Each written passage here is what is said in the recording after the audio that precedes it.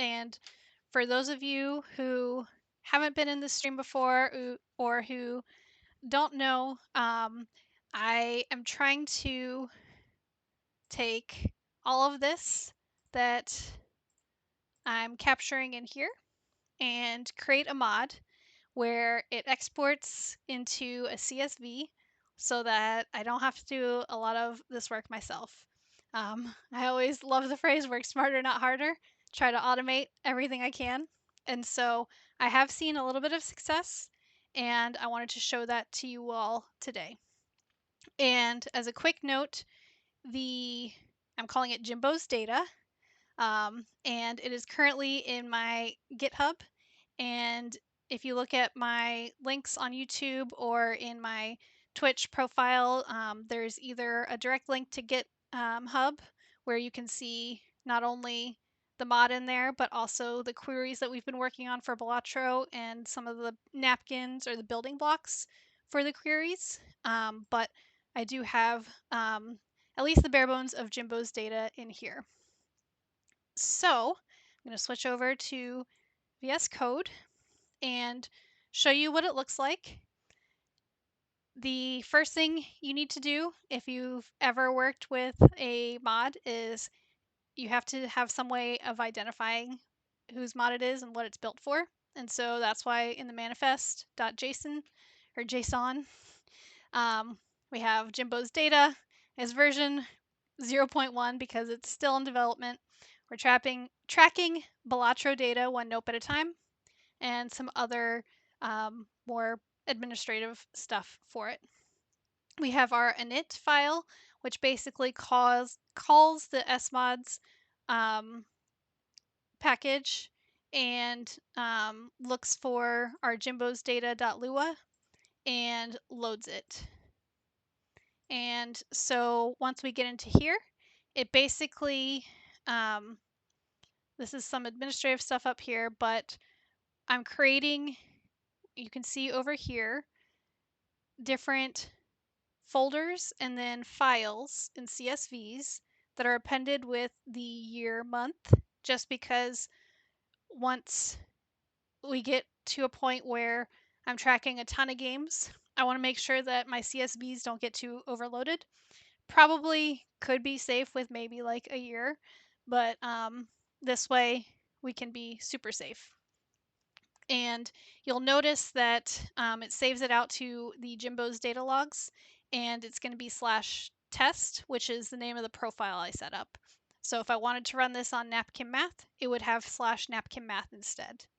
I've just been cranking away at losses in a test profile so I don't kill my NapKim Math stats.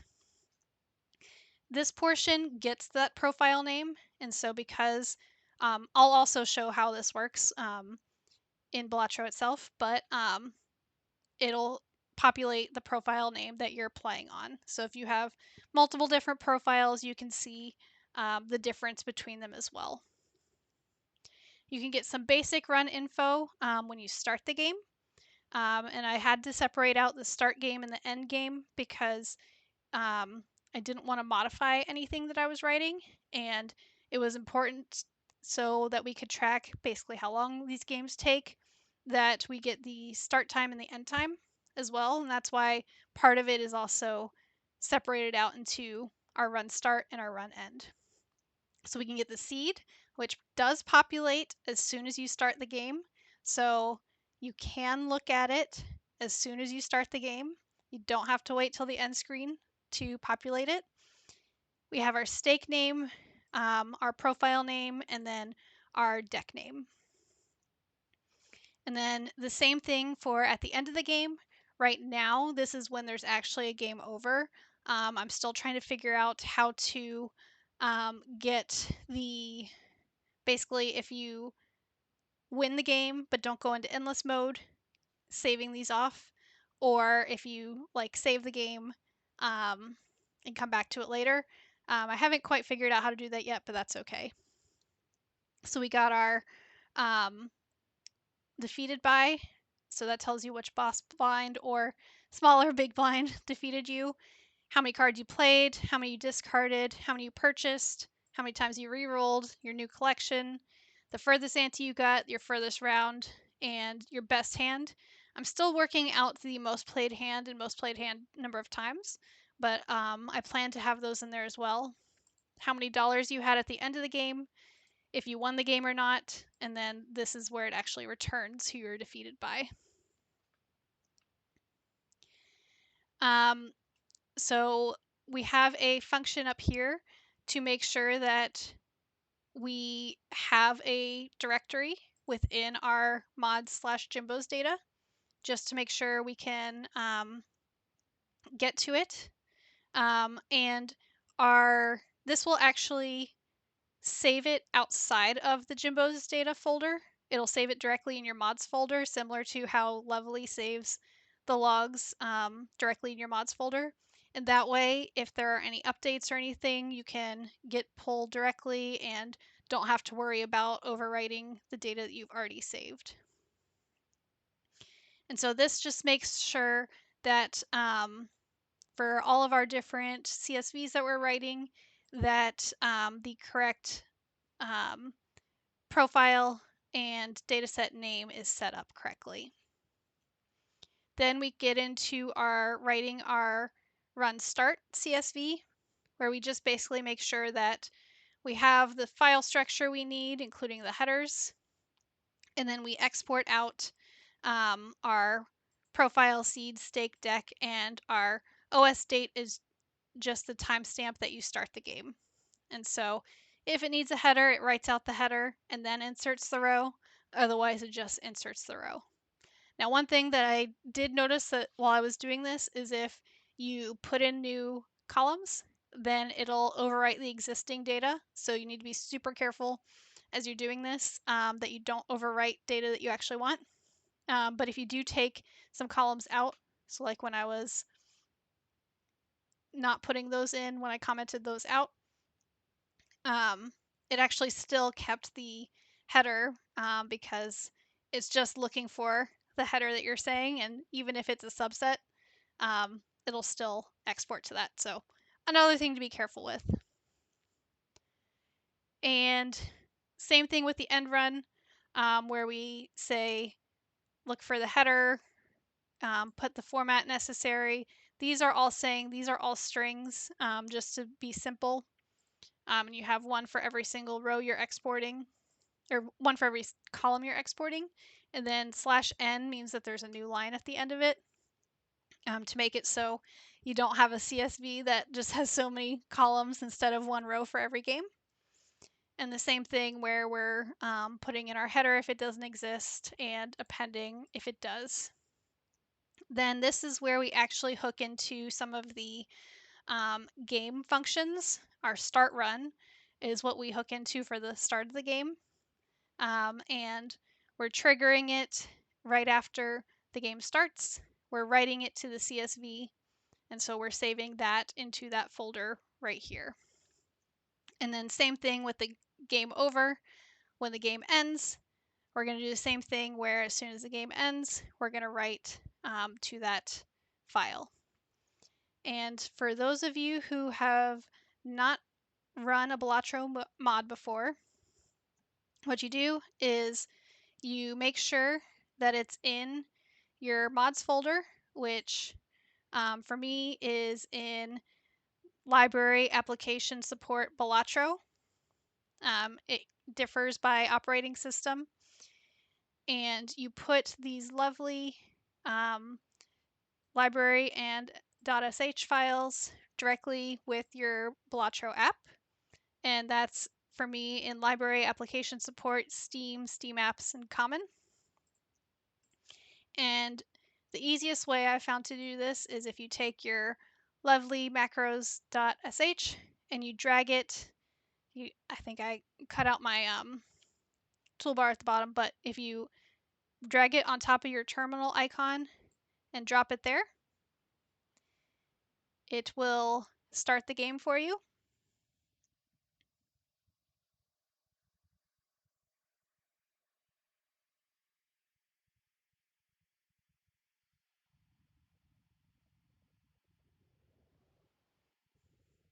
And you see because we are using mods, Steam Modded is up at the top. You can click and it'll tell you which mods you are using. If you click off, it will reset Balatro and you have to open it up again and click back on. Thank you so much, Default. It is a big learning experience for me, but I'm trying to make it much easier on myself to be able to track a lot of these. So I am in my testing profile. I don't want to accidentally mess up my NapKim math profile, and I'll hit play. I haven't won one on this because I've just been testing, so I'm going to be opening up my red deck. We'll start with our first blind, and actually, before we get into it, I'm going to, there we go. I'm going to go back to our VS Code for a second because I can open up our CSVs in here. And so we just started this, our red deck white stake. We started it. It is basically, for me, 6 hours ahead, I think. So it's saying,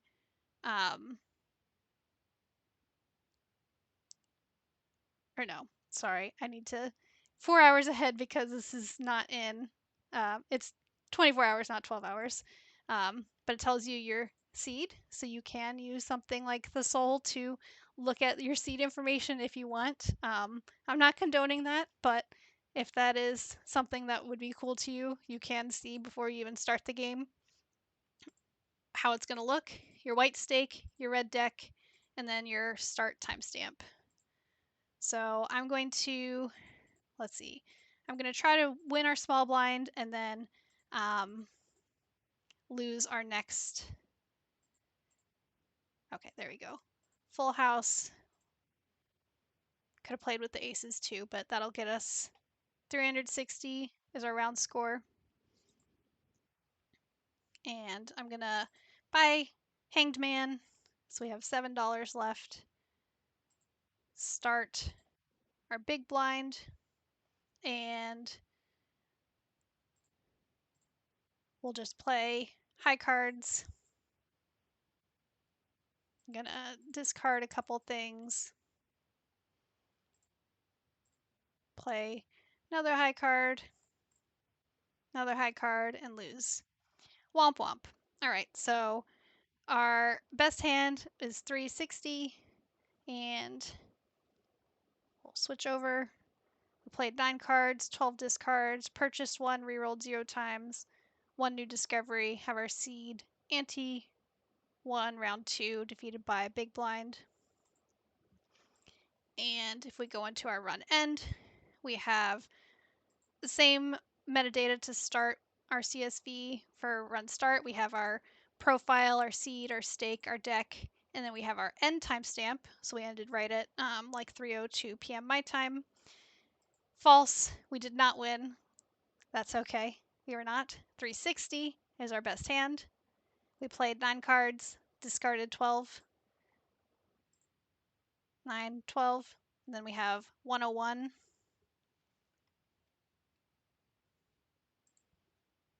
Let's see if I can actually switch back. There we go. 9, 12. And then 1 purchased, 0 rerolls, 1 new collection. We made it to our furthest ante was 1, furthest round was 2. We did have $7 left over, and we lost to the big blind. Thank you. This will be so cool when it's available to peeps. Yes. So it is available right now in its current state. Obviously, it's just the run start and run end, but I am going to be actively working as I can. I don't expect it to be done this week, next week, in the near future, but I expect to be iterating on it to hopefully get something usable for anyone sometime soon, or maybe not so soon. We'll see how long it takes since I am not a Lua developer. But feel free to go into the GitLab that I have linked in a couple places. You can download it and try it out yourself if you want. Just make sure that you have Lovely and Steam modded. Thank you so much, Rochelle. And just make sure that it's in your mods folder with the folder name of Jimbo's data. That way it'll work properly. I haven't tested it out on a non-Mac computer, so just make sure that you realize that I did as much as I could to make sure it was operating system agnostic, but I do know that there are differences even with Windows and like Linux. Um, so yeah, if you try it out, let me know. Let me know what you think. I am trying to get a lot of the same format that I have in here, either same format or same concept, so that I can track everything I want to track. Um, I may have a couple different iterations to get to that. So, like, I might have the shop information first or the hand information first and figure out if I can actually get to some of that. Thank you so much. I would love for you to test it out. Let me know what you think. Um, and if there are any bugs or anything weird popping up, that's very good for me to know, especially if you have a different operating system. Because, yeah, I love enabling people with data and being able to make data driven decisions because I am a nerd, as I've said many times before. And so, um, first iteration is me creating this mod to actually export the data. I was trying to build it out in a SQLite database, um, but I realized the barrier to entry for that for non data people was probably high. And so CSVs you can use in any type of data set you want. You can even bring it into Google Sheets and just make some basic charts there.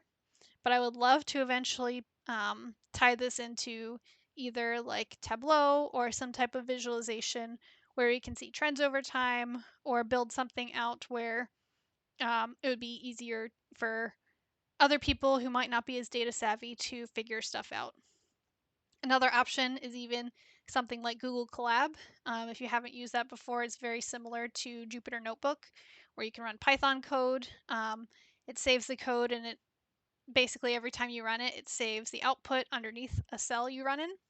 And so something like that could be super low barrier to entry as well. You don't have to have anything installed on your computer to use that, besides having the CSV saved somewhere. So I'm thinking about a couple different options. And like round 3, maybe if I ever get there, will be some type of predictive something. I don't know if I'll get there, but it would be really cool to do. Um, like mid run, what's happening? What data do you already have?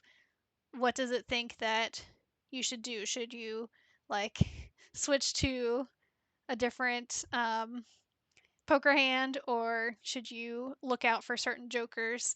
Thank you, Default. I appreciate that. I haven't done a ton in predictive analytics, but it's something that I'm always interested in and I'm always interested to learn. And so I do think something like that could be really cool. Um, but first step is going to be getting the data in the right format to actually use and prevent me from having to spend hours every week manually tracking. I do think we are at the point where we can wrap up for the day.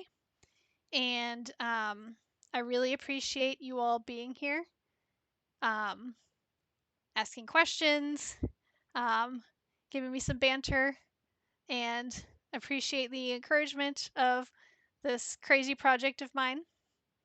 I hope that you'll join me on Tuesdays and Thursdays at 6 p.m. Eastern for Balatro, and on Saturdays at 2 p.m. Eastern for some data. Thank you so much.